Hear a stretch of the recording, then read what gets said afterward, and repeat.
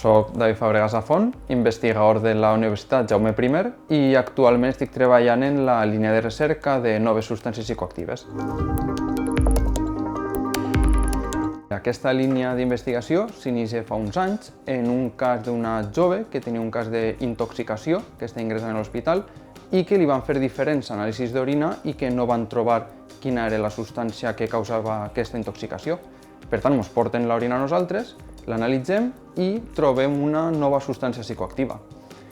Les noves substàncies psicoactives, o NPS, són el que la gent normalment coneix com a drogues de disseny, que són substàncies que intenten simular els mateixos efectes que les drogues clàssiques, com serien la cocaïna, el cànnabis, la heroïna, però amb la diferència de que les NPS no estan controlades per la llei.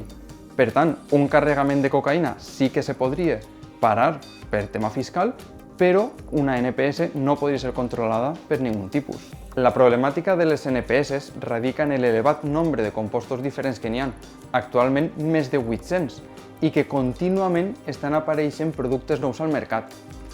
Per tant,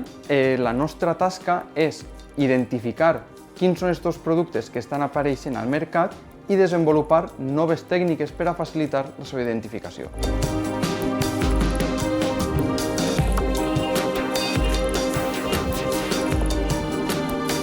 Soc Maria Mata, estudiant del quart curs del grau en Química a la Universitat Jaume I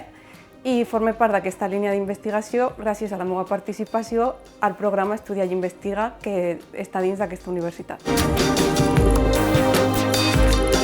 Aquesta línia de recerca està coordinada per la doctora Maria Ibáñez i en formem part el doctor David Fabregat i jo mateixa.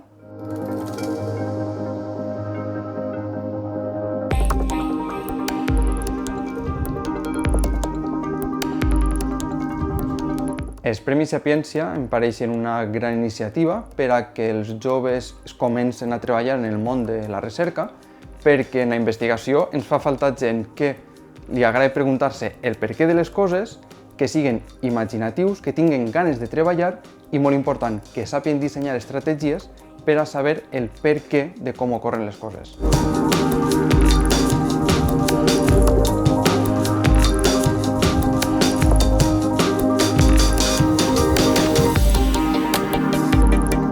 A l'estudiantat que està ara decidint el seu futur professional, el que es diria és que aposten per allò que els agrada i els motiva, ja que cadascú ha de poder triar el seu futur de manera lliure, i que també recordar-los que es pot fer recerca en qualsevol disciplina d'estudi. Aleshores, és molt important la investigació en química que nosaltres realitzem, però també en medicina, en economia o en filologia, per exemple.